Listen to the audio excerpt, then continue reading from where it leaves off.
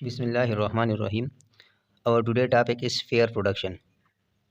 आज हम इंशाल्लाह फेयर प्रोडक्शन के बारे में बात करेंगे। तो आपने वीडियो को लास्ट तक देखना है। इंशाल्लाह जो कन्फ्यूजन है, जो मिसकंसेप्शन है, वो सब कुछ इंशाल्लाह क्लियर हो जाएगा। अब फेयर प्रोडक्शन क्या है? तो जैसा कि नाम से ज़ाहिर है, फेयर हम दो को कहते हैं, जोड़े को कहते हैं। प्रोडक्शन मीन प्रोड्यूस होना।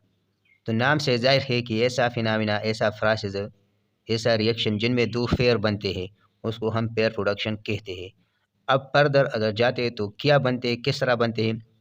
तो इसमें हमारे पास पेयर प्रोडक्शन में हमारे पास fair of electron and positron, electron और पॉजिट्रॉन दोनों बनते हैं। किस तरह बनते हैं? तो लेट सपोज हमारे पास अगर कोई हाई इनर्जेटिक प्रोटॉन हो, जिस तरह हमारे पास गेमा रेस इलेक्ट्रोमैग्नेटिक स्पेक्ट्रम में गेमा रेस की या गेमा प्रोटॉन की एनर्जी ज़्यादा होती है। अगर ऐसा एनर्जी वाला प्रोटॉन किसी न्यूक्लियस के विसिनिटी से पास होता है, यानी न्यूक्लियस के करीब से पास होता है, उनके साथ कोई और इंटरेक्शन नहीं करता, लेकिन उसके करीब से पास हो जाता है, तो क्वांटम मैकेनिकल इंटरेक्शन होता है, बाकी फिजिकली, इलेक्ट्रिकली या मैग्नेटिकली कोई इंटरेक्शन नहीं होता। तो उससे क्या बनता है? उससे वही प्रोटॉन से इलेक्ट्रॉन और पॉजिट्रॉन बनते हैं। अब पहले ये न्यूक्लियस था और यही प्रोटॉन था, बाद में न्यूक्लियस वही है लेकिन प्रोटॉन डिसअपियर हुआ, तो किस में कन्वर्ट हुआ? तो उसी इलेक्ट्रॉन और पॉजिट्रॉन में। पॉजिट्रॉन इलेक्ट्रॉन का एंटी पार्टिकल होता है, मास उसके बराबर होता है, जस्ट चार्ज पॉजिटिव होता है, उसके अपोजिट होता है। तो क्या हुआ इस रिएक्शन में, पेयर प्रोडक्शन में क्या हुआ कि यही जो प्रोटॉन था, जो कि एनर्जी था, इलेक्ट्रोमैग्नेटिक रेडिएशन था, वही कन्वर्ट हुआ किस में? मैटर में। किस तरह मैटर में? क्योंकि इलेक्ट्रॉन और पॉजिट्रॉन हमें पता है कि हमारे पास पार्टिकल है, यानी मैटर है, और ये तो एनर्जी था, वेव्स था। तो एनर्जी किस में कन्वर्ट हुई? फेयर प्रोडक्शन में, मास में। यानी यहाँ पे क्या होता है? मैटराइजेशन ऑफ एनर्जी होता है, यानी एनर्जी मैटर में कन्वर्ट होता है। यानी यहाँ गामा रेस था, जो कि हमारे पास एनर्जी है, प्रोटॉन है, और उससे क्या बना? इलेक्ट्रॉन और पॉजिट्रॉन। अब इसकी डिफिनेशन पे आते हैं कि फेयर प्रोडक्शन की जो प्रॉपर डिफिनेशन है क्या है? So the phenomena in which a high energetic proton convert into electron and positron, यानी matter, in the presence of heavy nucleus is called fair production. यानी हमारे पास वो फिनोमेना, वो प्रोसेस जिसमें हमारे पास हाई एनर्जेटिक प्रोटॉन आता है और न्यूक्लियस के करीब से, यानी उसके विसिनिटी से पास होता है, तो वही प्रोटॉन डिसअपियर होता है और कन्वर्ट होता है किस में? पॉजिट्रॉन और निगेट्रॉन के फेयर में। अब ये तो ईजी है, हर किसी को पता है। अब अगर इसके अंदर हम जाते हैं तो फिर यहाँ क्वेश्चन एराइज होते हैं कि क्या गामा रेस प्रोटॉन क्यों चाहिए? मतलब इस तरह हमारे पास विजिबल स्पेक्ट्रम है, इस तरह हमारे पास एक्स रेस है, अल्ट्रावायलेट रेस है, इंफ्रारेड रेस है, रेडियो वेव्स है। अगर वो किसी न्यूक्लियस की विसिनिटी से पास होता है तो क्या फेयर प्रोडक्शन होगा? तो नहीं होगा।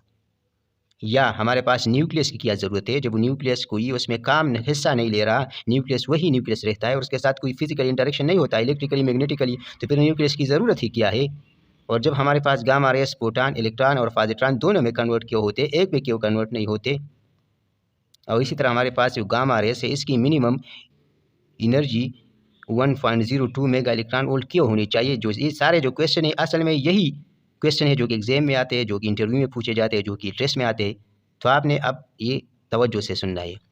अब सबसे पहले why gamma rays photon, why gamma photon, why not X rays, ultraviolet और एक्स रेज आर विजिबल, इनसे क्यों नहीं होता? क्यों पेयर प्रोडक्शन के लिए गेमा रेस मस्ट है? तो सबसे पहले हमें पता है कि हमारे पास ये जो गामा रेस इस किस में कन्वर्ट हुआ? ये मैटर में। तो ये आइंस्टाइन का जो मास एनर्जी इक्वेशन है, E is equal to mc², तो इसमें यही एनर्जी मैटर में कन्वर्ट हुआ। अब जितना एनर्जी होगा उसी के मुताबिक मास प्रोड्यूस होगा। अगर एनर्जी लेट सपोज 10 है तो मास भी 10 प्रोड्यूस होगा, एनर्जी 15 है तो मास भी 15 प्रोड्यूस होगा। यही नहीं है कि एनर्जी 10 है और मास 15 प्रोड्यूस करे, नहीं, जितना एनर्जी होगा उतना ही मास प्रोड्यूस होगा। अब हमारे पास इस रिएक्शन में एनर्जी से दो पार्टिकल बनते हैं, इलेक्ट्रॉन और पॉजिट्रॉन। तो एक का रेस्ट मास m0c², दूसरे का रेस्ट मास m0c², यानी मास ऑफ इलेक्ट्रॉन और c², मास ऑफ पॉजिट्रॉन और c²।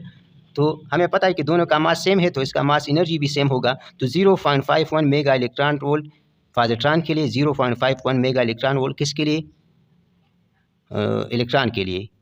यानी पॉजिट्रॉन और जो इलेक्ट्रॉन है, दोनों के लिए सेम रेस्ट मास एनर्जी चाहिए। अब इस प्रोटॉन में अगर इतना मिनिमम एनर्जी हो इन दोनों को मिलाकर, जो कि क्या बनता है? 1.02 मेगा इलेक्ट्रॉन वोल्ट बनता है। अगर इसमें ये प्रोटॉन इतने एनर्जी का हो या इससे ज़्यादा या इसके बराबर, तब हमारे पास इलेक्ट्रॉन और पॉजिट्रॉन बनेगा। अगर ये प्रोटॉन का एनर्जी इससे कम है तो फिर तो पॉजिट्रॉन और इलेक्ट्रॉन तो फिर नहीं बनेगा, क्योंकि इन दोनों को जो रेस्ट मास एनर्जी को मिलाकर यही बनता है।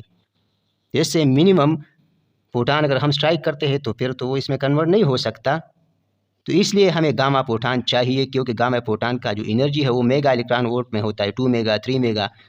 तो कुछ तो इसके प्रोडक्शन में यूज़ होता है और जो बाकी रहता है जो ज़्यादा वो इसके काइनेटिक एनर्जी में चला जाता है। यानी ये जो है तो जस्ट अगर इतना एनर्जी है 1.02 मेगा इलेक्ट्रॉन वोल्ट, तो ये तो प्रोड्यूस होंगे ये दोनों, लेकिन फिर ये रेस्ट में रहेंगे। लेकिन अगर इससे एनर्जी ज़्यादा हुई इस प्रोटॉन की तो फिर ये इलेक्ट्रॉन और पॉजिट्रॉन अपोजिट डायरेक्शन में हाई काइनेटिक एनर्जी के साथ चला जाएगा। तो ये तो क्लियर हुआ कि क्यों गामा प्रोटॉन चाहिए, क्योंकि गामा प्रोटॉन का एनर्जी 1.02 मेगा इलेक्ट्रॉन वोल्ट से ज़्यादा होती है और फिर प्रोडक्शन इलेक्ट्रॉन पॉजिट्रॉन के लिए भी इतनी एनर्जी मिनिमम चाहिए। तो अगर हम कम एनर्जी वाला प्रोटॉन यूज़ करेंगे तो फिर ये दोनों प्रोड्यूस नहीं होंगे, वो फिनोमेना फिर प्रोडक्शन पॉसिबल नहीं होगा। दूसरी बात, ये तो क्लियर हुआ कि क्यों गामा प्रोटॉन यूज़ है। सेकंड, हेवी न्यूक्लियस की ज़रूरत ही क्या है? Why heavy nucleus is required for pair production. अगर ये न्यूक्लियस ना ही है, लेट्स सपोज यहाँ पे सुन लो, अगर ये हमारे पास गामा प्रोटॉन है तो क्यों, जब न्यूक्लियस के साथ इंटरेक्शन ही नहीं कर रहा, कोई काम ही नहीं है, तो फिर क्यों ज़रूरत है? तो लेट्स सपोज अगर न्यूक्लियस ना होता तो ये हमारे पास वही प्रोटॉन है, ये आता, कोई न्यूक्लियस नहीं है, स्प्लिट अप होता इलेक्ट्रॉन और पॉजिट्रॉन में, नहीं हमारे पास एनर्जी से मैटर बनता, जिस तरह यहाँ बना है। लेकिन यहाँ न्यूक्लियस है, लेट्स सपोज यहाँ न्यूक्लियस नहीं है, चलो अज्यूम कर रहे हैं। तो अब इस प्रोटॉन ये प्रोटॉन तो आ रहा है इस साइड पे, तो इसका तो मोमेंटम है इसी डायरेक्शन, क्योंकि मोमेंटम एक वेक्टर क्वांटिटी है, इसी तरह तो इसका मोमेंटम इस डायरेक्शन में है। अब जब ये कन्वर्ट हुआ मैटर और एंटी मैटर में, यानी पॉजिट्रॉन और इलेक्ट्रॉन में, तो पॉजिट्रॉन का मोमेंटम इस डायरेक्शन में है और इलेक्ट्रॉन का इस डायरेक्शन में, तो दोनों एक दूसरे के अपोजिट जा रहे हैं, तो दूसरे एक दूसरे को कैंसिल कर देंगे। तो इनिशियल तो मोमेंटम होगा और फाइनल मोमेंटम ज़ीरो होगा। तो क्या ये law of conservation of momentum को ओबे करेगा? नहीं करेगा। और हमें पता है कि हमारे पास जो न्यूक्लियर रिएक्शन होते हैं, न्यूक्लियर फिनोमेना होता है, उसके लिए law of conservation of momentum must है। तो इसलिए फिर हेवी न्यूक्लियस इसलिए इसके लिए चाहिए नहीं। वैक्यूम में ये नहीं होता, क्योंकि वहाँ पे तो कोई न्यूक्लियस ही नहीं होता, कोई एटम ही नहीं होता, तो फेयर प्रोडक्शन हमेशा के लिए उसके लिए हेवी न्यूक्लियस चाहिए। क्यों? किस तरह? लेट्स सपोज ये हमारे पास प्रोटॉन आ रहा है, इसका मोमेंटम इस डायरेक्शन में है।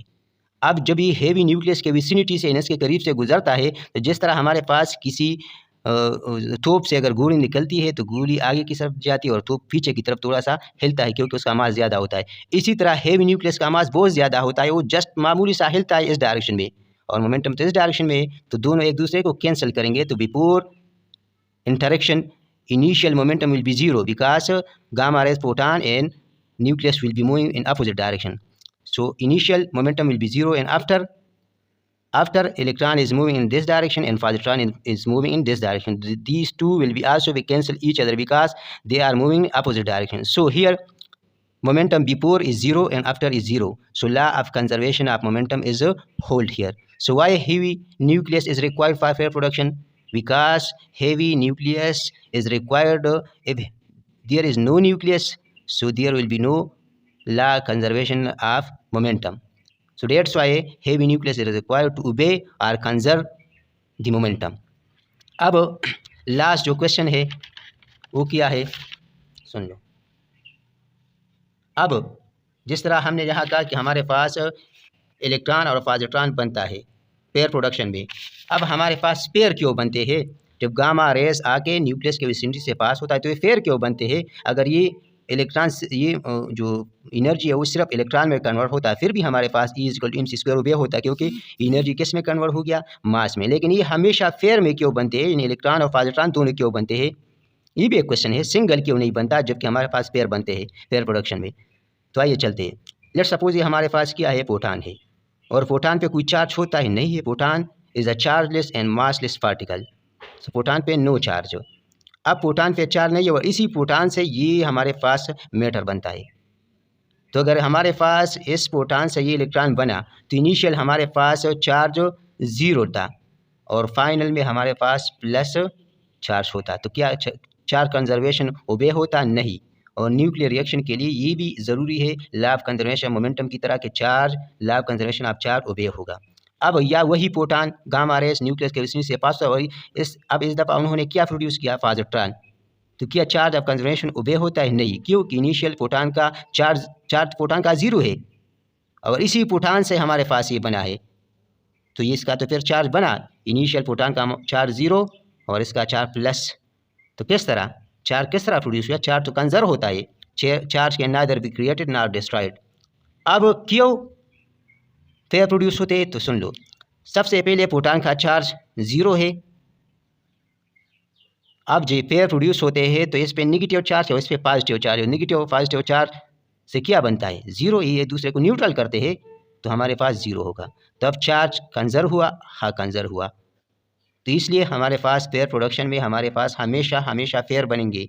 क्यों? अगर पेयर न बनता तो फिर law of conservation of charge obey नहीं होता, जो कि हमारे पास खिलाफ है न्यूक्लियर रिएक्शन के लिए, पॉसिबल ही नहीं है। न्यूक्लियर रिएक्शन तब होगा जब law of conservation of charge obey होगा। तो उम्मीद करता हूँ ये वीडियो आपको पसंद आई होगी। अगर वीडियो आपको पसंद आई है तो चैनल को सब्सक्राइब करें, बेल आइकन दबाएं। फिर भी अगर कोई क्वेश्चन हो आप पूछ सकते हैं, मेरा व्हाट्सअप नंबर मैंने दिया हुआ है, कमेंट्स में पूछ सकते हैं।